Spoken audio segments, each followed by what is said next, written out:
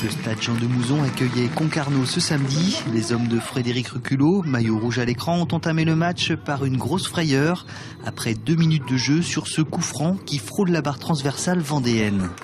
Plus de peur que de mal, mais à ce stade de la partie, les Luçonnais se cherchent.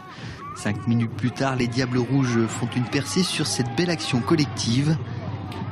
Très solide en défense, l'équipe locale se crée une deuxième occasion à la 10e minute de jeu sur ce tir du numéro 11, Damien Mayanga.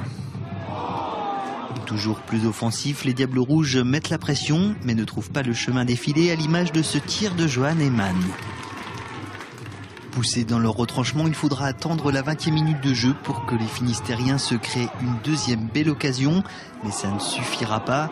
Et c'est sur ce corner repris de la tête par Fabien Lavoyer, le numéro 5 luçonnais, que l'équipe locale ouvre le score après 23 minutes de jeu.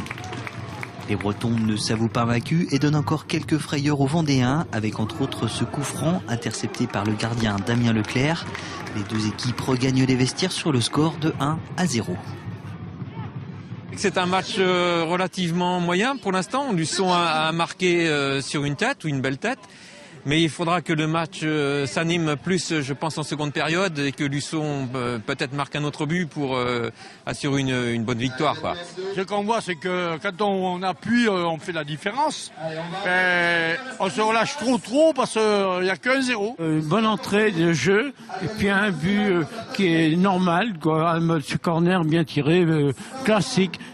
C'est parfait. La première mi-temps tout à fait correcte pour nos Luçonnais, même si Concarneau a eu une action très dangereuse à un moment donné.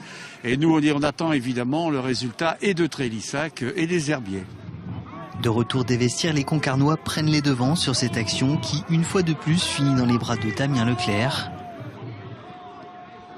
La réponse vendéenne ne se fait pas attendre très longtemps avec Damien Mayanga qui offre le deuxième but luçonnais à la 53e minute de jeu, 2-0. Galvanisés par ce second but, les Vendéens sont très présents devant les cages adverses avec plus ou moins de réussite, comme ici sur ce tir de Mohamed Lardy. Les Bretons tenteront bien de s'accrocher, mais rien n'y fait. Les hommes de Frédéric Reculot sont sur tous les fronts. Au coup de sifflet final, le score est de 2-0 en faveur des Luçonnais. Vu les résultats des concurrents directs, c'est forcément une victoire très importante qui n'était pas facile à aborder. On restait sur 2 belles prestations, Trélissac et Viry. Et c'est vrai que ce troisième match, je l'appréhendais un petit peu dans le sens où Concarneau, une équipe qui n'avait plus rien à jouer, venait relâcher. Donc c'est vrai que j'appréhendais le fait qu'on puisse assumer un troisième match. Et c'est vrai qu'on l'a assumé. Tout n'a pas été parfait, mais je pense qu'on a essayé de développer des choses intéressantes. On a marqué. On n'a pas forcément été mis trop en danger. Donc c'est surtout ça la principale des choses. On s'attendait effectivement à avoir une équipe supérieure sur le plan collectif, sur le plan technique. Voilà, donc ils étaient certainement galvanisés aussi à la mi-temps par la connaissance des résultats. Je regrette simplement qu'ils aient été aidés par des décisions arbitrales que j'ai pas compris du côté de Concarneau. Après, c'est sans doute l'arme des faibles de s'en prendre à l'arbitre, mais pour moi ce soir j'ai rien compris à l'arbitrage, la triplette arbitrale. Aujourd'hui, un bon résultat face au Mans est impératif pour la suite. Le Mans, une équipe à craindre qui a battu les Herbiers sur ses terres il y a peu.